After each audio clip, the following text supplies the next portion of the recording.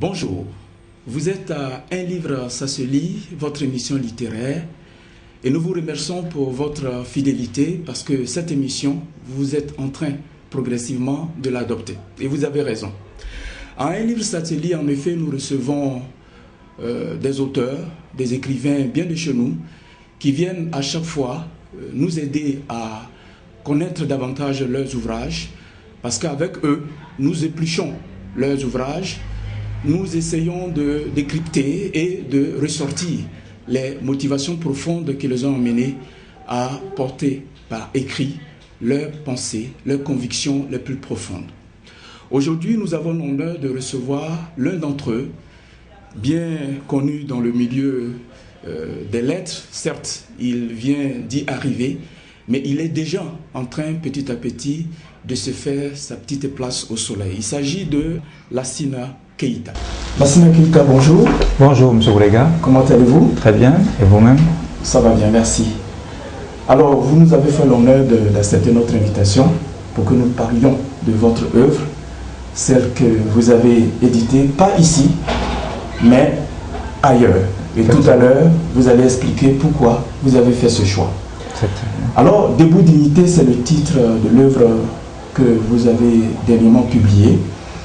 Et cette œuvre, la 4e de couverture, vous présente comme étant un écrivain, journaliste, humanitaire ivoirien, et que vous serez diplômé en lettres modernes de l'Université d'Abidjan et initiateur de la Charte ivoirienne des professionnels des médias pour la protection des droits des enfants en Côte d'Ivoire, qui serait d'ailleurs un instrument juridique de régulation des médias ivoiriens en matière des droits des enfants. C'est bien cela? Effectivement. Alors, est-ce que c'est tout ce qu'on doit savoir sur vous? Oui, je pense. Oui. Je pense que c'est suffisant. C'est pas assez, certes, mais c'est suffisant pour savoir ce que nous faisons, pour que le lecteur sache à qui il a affaire. Peut-être planter un décor dans une perspective sociopolitique. On ne sait jamais. Très bien.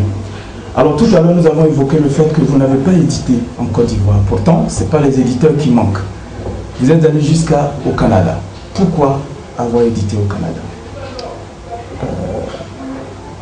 Debout Dignité a une histoire.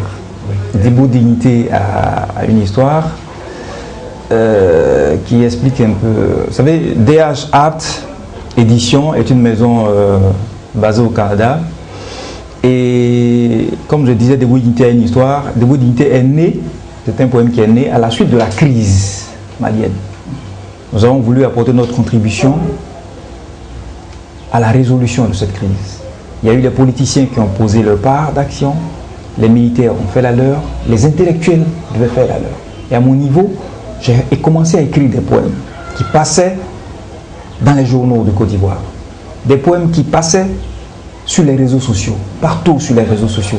Et c'est sur les réseaux sociaux que l'éditeur a vu les poèmes. Il a dit, monsieur, ça m'intéresse, venez chez nous. C'est comme ça que je suis allé à DH Édition au Canada. Mais vous le savez, M. Oulega, qu'en Côte d'Ivoire, éditer un poème est une gageure. Absolument. Oui, c'est une gageure. Absolument. Vous savez bien. Ce n'est pas un genre très prisé. Voilà. Alors, donc vous dites que c'est un recueil de poèmes, c'est bien cela? Bien sûr. Mais dites-nous encore un mot sur le genre, parce que quand on le lit, à première vue, il y a quelques strophes, il y a quelques vers, mais par endroits.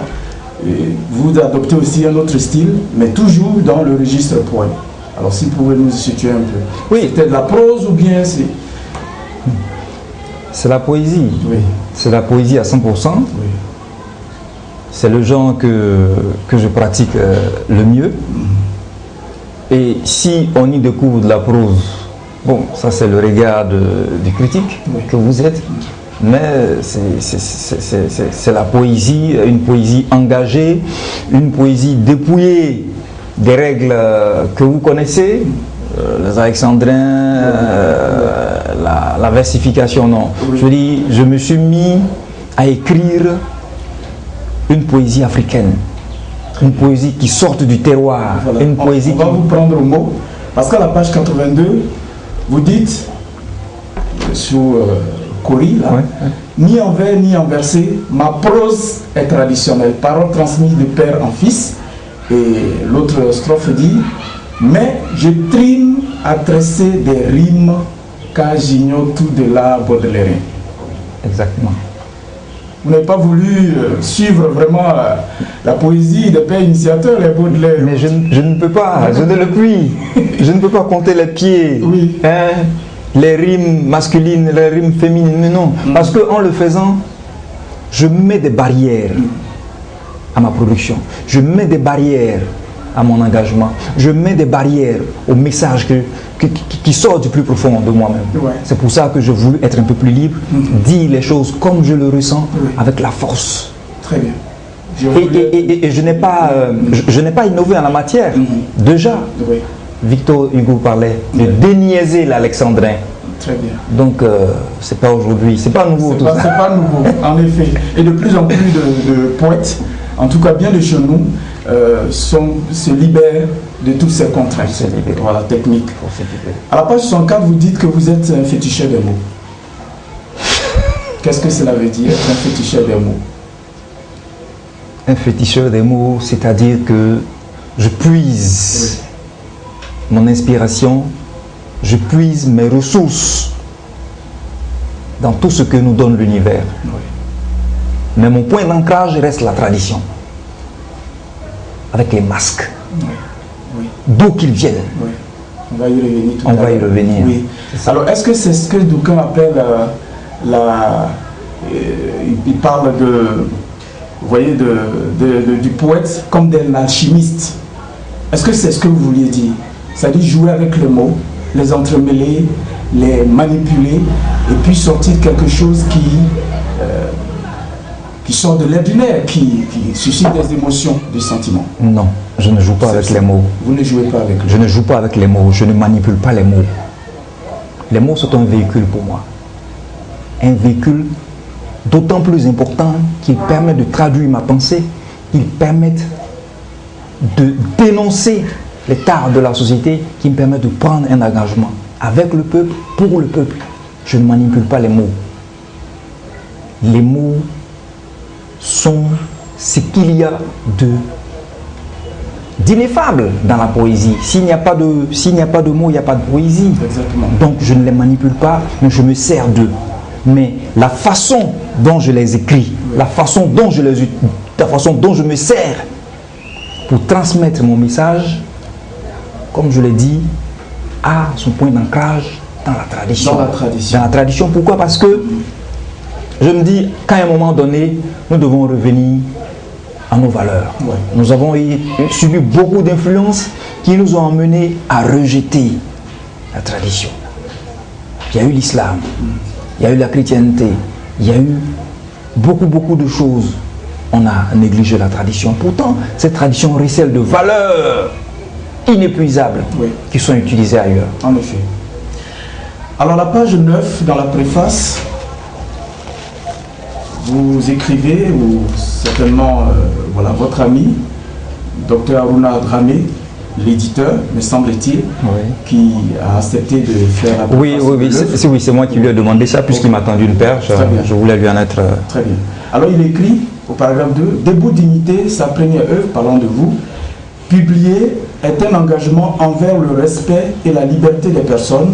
Il véhicule un message d'espoir non seulement à sa mère patrie, le Mali et l'Afrique, mais à tous les peuples du monde. » C'est donc le thème central de Debout dignité. Oui, c'est cela. C'est le thème central. Debout dignité, c'est comme il l'a dit encore, Debout dignité, je vous permettez de lire? Oui, allez-y. Debout dignité est l'appel à un engagement envers le respect et la liberté des personnes. L'auteur transmet, voilà, c'est cela, c'est un message d'espoir. Voyez-vous, lorsque le Mali a été occupé, par les djihadistes, j'ai dit à ce peuple-là, j'ai dit à mon continent, l'Afrique, de se mettre debout contre les djihadistes, de se mettre debout contre l'intolérance, de se mettre debout contre le langage abject des armes, de se mettre debout contre toutes les formes d'injustice, d'intolérance. C'est ce que j'ai dit à mon peuple. Mais en opérant dans le respect de la dignité humaine. En opérant dans le respect de la dignité humaine. Parce que le terrorisme ne respecte pas la dignité humaine. Le terrorisme ne respecte pas l'être humain. Oui. Le terrorisme nous ramène loin en arrière. Il détruit des vies, il ramène l'Afrique. Très bien. Alors, pour parler donc de la crise malienne, vous écrivez à la page 34 que le Mali n'a pas besoin d'un président, que le Mali a besoin d'un libérateur. Héros, viril, conquérant, intrépide. C'est cela. Vous parlez de qui? Président, pas viril, ou doit-il être viril? Vous savez, le problème en Afrique, oui, et principalement au Mali, les gens se bousculent pour être président. Oui. Ils se bousculent pour avoir ce poste-là. Pourtant, on peut être utile à son pays en étant un simple soldat. Ah oui. C'est ce que je voulais dire. Oui. Regardez, avant que la France n'intervienne, qu'est-ce qui se passait? Les Maliens et les Africains étaient impuissants face à l'avancée des troupes. Oui. Les Maliens et les Africains étaient impuissants face à l'endoctrinement subi par les peuples. Vous vous souvenez, les femmes ont été obligées de revêtir le tchador. Les pantalons ont été obligés d'être coupés. Mais qu'est-ce qu'il fallait en ce moment? Il fallait un être humain. En ce moment, le capitaine, vous vous souvenez bien, le capitaine Sanogo et le président par intérim, je crois que c'est Joton Dia, enfin j'oublie, le président par intérim se battait pour le poste. Le président par intérim a même été à un moment donné léché au palais. Oui, c'est pour ça que je me suis dit non, arrêtez de vous battre pour un poste. Il faut libérer le pays. Et pour libérer le pays, on peut servir, comme l'a dit le président ivoirien, on peut servir à tous les postes. Et c'est cet appel-là que je leur lançais. Donc le Mali avait besoin plus de soldats que de personnes présidentielles. Non, ne prenez pas ça au pied de la lettre. Ne prenez pas ça au pied de la lettre. Ce que je voulais dire, le Mali avait besoin de quelqu'un qui rassemble, de quelqu'un qui ramène la dignité de ce pays, de quelqu'un qui repousse loin les djihadistes. C'est de ça qu'il avait besoin. Qu'il soit président, ou non, un simple citoyen. Et je voulais dire aussi qu'on n'avait pas besoin d'accéder à la fonction de président pour sauver son pays. Voyez-vous ce qui s'est passé, ce ne sont même pas les Maliens qui sont venus sauver le Mali. Ce ne sont même pas les Africains qui sont venus sauver le Mali. Et c'est pour cela que je dis debout dignité. Debout dignité, c'est un appel à la conscience collective de l'Afrique. Debout dignité, c'est un appel au réveil des Africains à se prendre en charge. Très bien. Vous voyez ce qui se passe en Centrafrique? C'est la même chose. On va rester sur le cas qui nous concerne parce qu'on n'a pas beaucoup de temps. Tout à fait. Alors quand vous dites que les Africains doivent être solidaires, ils doivent être debout et puis essayer de construire quelque chose en commun, ça ressemble à du panafricanisme. Pourtant, dans l'avant-propos, vous écrivez, mon cher Keïta, que je ne fais pas l'apologie du panafricanisme car le panafricanisme a vécu. Et plus loin vous dites, la mondialisation est un concert dans lequel chacun y joue de son instrument et dans un accord parfait pour produire l'harmonie humaine. Donc, vous n'êtes pas panafricaniste, mais vous faites la propagande du mondialisme. Vous savez, le panafricanisme tel qu'il est vécu, de mon point de vue, a échoué. Ah, d'accord. Le panafricanisme prôné par Lumumba, le panafricanisme prôné par tout ce que nous avons vu jusqu'ici, a été un échec. De mon point de vue. De mon point de vue. C'est qu'il nous faut. C'est qu'il nous faut. Il nous faut mettre en avant nos valeurs. Et mettre en avant nos valeurs, ce n'est pas faire du panafricanisme. De vous à moi. Pensez-vous réellement que ce qui s'est passé au Mali, ce qui se passe en Centrafrique aujourd'hui, que des Centrafricains, parce qu'ils ne sont pas de la même religion, s'entretuent? C'est ça. C'est une honte pour l'Afrique. Mais qu'est-ce que le panafricanisme a pu faire contre cela? C'est ça. Voyez la RDC de Lumumba, qu'est-ce qui s'est passé? Où est-ce que le panafricanisme nous a amenés? D'accord. De mon point de vue, c'est un échec. Mais je ne parle pas que du Mali dans le livre, je parle de la Côte d'Ivoire aussi. Vous parlez aussi la réconciliation en Côte d'Ivoire, qu'il pleuve des joies. Sans le nommer. Qu'il pleuve des joies. Vous parlez même de l'Israël et de la Palestine. Oui, je le nomme. Vous dites que votre appel à la réconciliation et, disons, à la paix est un appel universel. Merci, universel. Nous l'avons compris.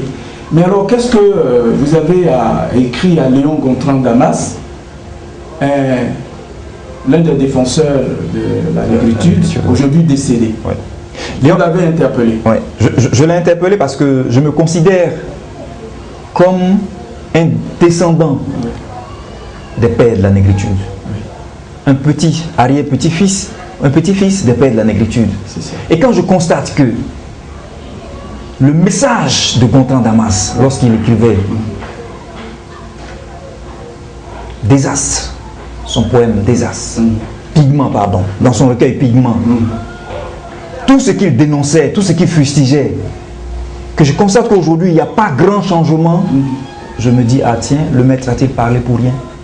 Est-ce que le maître a parlé pour rien? Très bien. Alors, c'est pour ça que je lui envoie ce message. D'accord. Qui ne peut plus entendre. Qui ne peut plus entendre, mais qui l'entend. Mais en fait, le message, ce n'est pas à lui que ça s'adresse, c'est à vous que ça s'adresse. C'est ce qu'on devait dire. C'est ce qu'on allait dire, hein, cher Lassina. Donc, vous écrivez un nombre de lettres, quoi qu'on dise. J'écris à la conscience collective africaine. À la conscience collective africaine. J'écris à la conscience collective africaine. Parce que vous savez que ce trio-là a éveillé les consciences dans ce continent. En leur écrivant, j'écris aux Africains. En leur écrivant, je dis aux Africains de se réveiller, de revenir à la question fondamentale de la dignité. La dignité africaine, de la dignité humaine tout court. Ok. Alors, votre recueil de poèmes est subdivisé en 3 chapitres. On peut les appeler comme ça, en 3 grands groupes. Oui, et dans la partie 2, le livre 2, Cosmos, vous avez beaucoup évoqué Dieu, la notion de Dieu. Et en même temps que vous parlez d'un certain Dieu unique, vous faites cohabiter dans les mêmes pages des dieux multiples, les mânes des ancêtres, les dieux dans, les dieux, enfin vous, les masques c'est nous. Voilà. Mais s'il y a un Dieu unique autour duquel on doit se rassembler, est-ce que vous pensez que ça peut cohabiter avec l'existence d'autres dieux sectaires qui sont facteurs de division? Non, ils ne sont pas des dieux sectaires. Mais allez-y dans une église, on ne vous demande pas d'adorer. D'accord. Allez-y dans une église, vous trouverez un officiant, un prêtre, un pasteur, un bishop. Allez-y dans une mosquée, vous trouverez un officiant, un imam, un muezzin, ainsi de suite. Lorsque vous allez dans la tradition, chez les boursonistes, je ne me considère pas comme un néo-boursoniste, mais c'est tout comme. Vous l'avez dit. Mais les masques sont des intermédiaires entre les hommes et Dieu. De la même manière que les prêtres, les imams, tout ça sont des intermédiaires. Chacun, il y a cette liberté de conscience-là que nous devons comprendre et accepter. Les masques sont des intermédiaires que j'appelle parce que je me dis que, regardez ce qui se passe aujourd'hui en Centrafrique. Les chrétiens et les musulmans se battent au nom de quoi? Au nom de Dieu, des enfants de Dieu s'entretuent. Vous trouvez cela normal? Mais si on avait essayé la tradition africaine, on était allé s'asseoir sous là-bas, on avait invoqué les mânes. Parce que je vous prends au mot, pour vous citer, c'est pour apporter un peu d'eau à votre moulin. L'Afrique puissante qui vit par procuration, sacrifice, sacrifier le coq, offre le mouton au Dieu, il tient notre histoire et prépare demain. Laissez-la, la pierre, elle porte notre âme.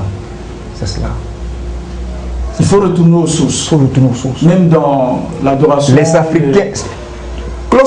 Il faut que je lève l'équivoque ici. Je n'invite pas les lecteurs à aller adorer les masques. Ce n'est pas un néo-prosélytisme dans ce sens, non. Je n'invite pas les lecteurs, je ne dis pas aux lecteurs que je suis moi-même bourssoniste, que je suis quelqu'un, un féticheur dans le sens de prêtre, vaudou ou prêtre. Non, ce n'est pas ce que je dis. Mais c'est un appel à revenir à ça parce qu'on a les mêmes ancêtres. Aujourd'hui, les Balakas et les anti-Balakas qui se battent ont les mêmes ancêtres. Ils ont la même origine, ils ont la même source. S'ils s'asseyent autour, sous la parole, pour invoquer les dieux, ils pourront trouver une solution à la crise qui les divise. Mais nous ne faisons pas cela. Nous regardons autre chose, nous réfléchissons. Parce que nous réfléchissons à travers les autres, parce que les autres nous ont dit. Et en le faisant, nous voyons des différences qui apparaissent, qui au lieu de nous unir, nous divisent. Et c'est le conflit. Très bien. Alors vous évoquez abondamment des notions de divinité ou des notions spirituelles, entre guillemets, mais qui sont plus proches de la chrétienté que de l'islam.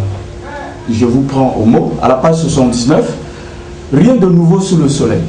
À ma connaissance, c'est une expression bien biblique. À la page 80, je suis seul, mais nous sommes trois en un réceptacle. Ça, c'est de la Trinité, bien de la chrétienté. Bon.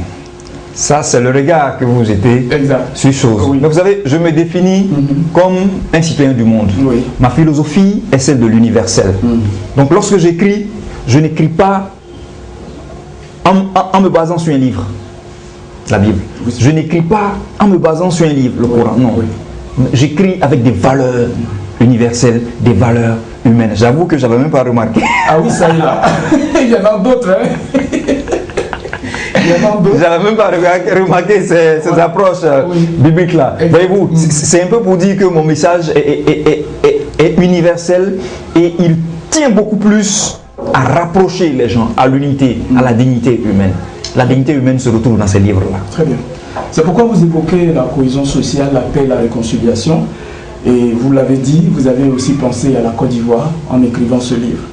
À la page 44, justement, vous avez écrit en termes très simples, mais assez touchants, que les hommes peuvent entrer en conflit, que les hommes n'ont pas le droit de demeurer dans le conflit. Voilà. C'est cela. Ils peuvent entrer en conflit, mais ils ne doivent pas y demeurer. Oui. Expliquez-nous. Tel que c'est dit, c'est pas des mots poétiques très forts, mais le sens est profond. Oui. C'est touchant, comme vous l'avez dit, et c'est sensé, très sensé. Et ceux qui lisent ça doivent pouvoir comprendre. C'est un peu une traduction du proverbe qui dit la langue et les dents peuvent se mordre à un moment donné, mais ils sont obligés de cohabiter. Par moments, comme ça s'est passé en Côte d'Ivoire, nous avons eu à nous battre. Mais nous ne devons pas rester dans le conflit. Nous devons transcender le conflit pour nous réconcilier, pour continuer à vivre comme nous le faisions par le passé. Ceux qui demeurent dans le conflit, sont-ils encore des hommes? Il faut qu'on se pose la question. Il faut sortir du conflit. Il faut sortir du conflit. Très bien. À la page 48, vous avez bien mis en gras 4 mots. Réconciliation, paix, reconstruction, fraternité. Tout se termine par la fraternité. Ça doit se terminer par la fraternité. Tout doit se terminer par la fraternité. Parce que c'est la fraternité qui empêche l'un de porter atteinte à la vie de l'autre. C'est la fraternité qui oblige l'un à être solidaire de l'autre. La solidarité sociale est basée sur la fraternité. Lorsque tu considères ton prochain comme ton frère, tu ne peux pas lever la main sur lui. Tu ne peux pas brandir une âme vis-à-vis de lui. Tu lui offres une rose. Une rose. Tu lui offres une rose, mais non une kalachnikov. Très bien. Alors, vous n'avez pas, disons, trahi, on allait presque dire, les règles, ou la règle en la matière. Quelle règle? Les poètes ne peuvent pas ne pas parler de la femme, de la beauté de la femme. Ah oui, ça c'est... Alors, la Sina Keïta, il s'en est donné à cœur joie. Il a réservé tout un chapitre à la femme. Ah oui, alors, quelle image de la femme prenez-vous? On vous a lu, mais pour les téléspectateurs, qu'est-ce que vous voulez qu'on retienne de la femme? Je veux qu'on retienne de la femme qu'elle est un être magnifique, qu'elle est belle, qu'elle a une place incommensurable dans la réconciliation, dans la cohésion sociale, dans la construction du monde. Vous savez, j'ai remarqué que dans l'histoire, tous les combats que les femmes ont portés, tous ces combats-là se sont terminés par une victoire, ont été couronnés par une victoire. La mère de la défense des droits civiques aux États-Unis, c'est Rosa Parks. En Côte d'Ivoire, ici, qui ne connaît pas le combat de Marie Curie? Exact. Seulement à l'époque, certains qui ne voyaient pas comme elle l'avaient diabolisée. Oui, c'est toujours comme ça. Au début, on ne comprend pas la logique des gens, des leaders, mais avec le temps, on se rend compte. La marche des femmes sur Grand Bassam, c'est une histoire. Exact. Les femmes, mais je voudrais surtout dire aux femmes d'arrêter de croire, d'arrêter de chercher à être forcément l'égal des hommes. Parce que de mon point de vue, les femmes sont supérieures aux hommes. Et on ne peut pas chercher absolument à être l'égal de quelqu'un dont on est plus fort, dont on est qui est à la limite notre inférieur. Je prends un exemple. Dans les régions du Nord, lorsque vous allez au crépuscule, la femme roule, elle est à vélo, elle a un enfant au dos, elle a une lourde charge, et sur la selle du vélo, il y a un gros bagage, et le monsieur, il est à pied, qu'est-ce qu'il a? Il n'a qu'une seule machette. c'est une image assez saisissante pour montrer la force de la femme, pour montrer comment la femme est indispensable à la société. Et c'est pour ça que je voudrais encore leur dire d'arrêter de croire. Parce que les hommes les tiennent par la ruse, les hommes leur font croire qu'elles sont faibles, qu'elles sont le sexe faible, alors qu'en réalité, il n'en est rien, elles sont fortes. Très bien. Nous partageons votre opinion. Alors vous avez un de vos poèmes, c'est à la femme inconnue. Vous êtes-vous inspiré à une passante de Charles Baudelaire? Non, mais c'est une histoire réelle. Ça, c'est une histoire réelle. Ah bon. Oui, oui. Mais à une passante aussi. C'est une histoire. Ah, c'est une histoire réelle. Ma femme à qui ma femme qui a lu ces choses-là, elle dit toi attention. Et voilà, et sa petite soeur souvent me taquine, elle me dit elle est partie. Vous voyez un peu qu'il y a beaucoup. Voilà, elle est partie aussi. C'est une histoire réelle que je vis, que j'ai vécue. Les femmes, vous les préférez douces et agréables? Oui, douce et agréable. Oui, douce et agréable. Ouais, mais parfois, quand elles sont engagées dans des combats politiques, elles sont loin d'être douces, hein, parfois. Oui, parce qu'il y a des rigoureuses, oui, parce qu'il y a des incompréhensions, il y a des gens qui retardent la marche de l'évolution, et face à ceux-là, vous ne pouvez pas être doux et agréable. Face à ceux-là, vous avez le devoir d'être rigoureux, d'être ferme, pour permettre l'avancée de la société. Très bien. Lassina Keïta, nous avons pris beaucoup de plaisir à échanger avec vous sur votre œuvre Debout Dignité, un recueil de poèmes. Alors, que voulez-vous qu'on retienne au moment où notre interview va s'arrêter dans quelques secondes? Qu'est-ce que vous voulez qu'on retienne de votre œuvre? Juste ceci que l'éditeur a dit. Debout Dignité, c'est le refus à l'invasion, au sectarisme, à la balkanisation, à l'assimilation, à l'intolérance, à la discrimination fondée sur l'appartenance à une ethnie, une nation, une religion et le genre. Cette œuvre dit non au terrorisme et au langage des armes abjectes et des armements. Voilà ce que je souhaiterais que vous reteniez de cette œuvre. Mon combat, c'est celui de la dignité humaine. Nous vous remercions d'être venus à notre structure Ivoire TV. Mesdames et messieurs, amis téléspectateurs, comme vous avez pu le constater, nous étions bien avec l'auteur, et il est bien l'auteur de son œuvre, parce que quelqu'un a lâché que les livres étaient plus intelligents que leurs auteurs.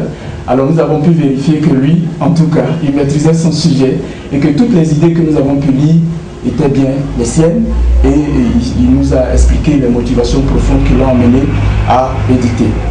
Une œuvre donc facile à lire, il a prôné un style tout à fait simple, facile, accessible, parce que le message est tellement important qu'il a rendu ouvert à tous.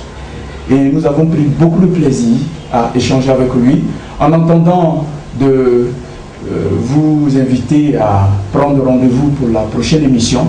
Nous allons vous dire au revoir, et pendant que l'auteur nous fait une belle dédicace dans l'œuvre, nous vous disons au revoir et prenez soin de vous.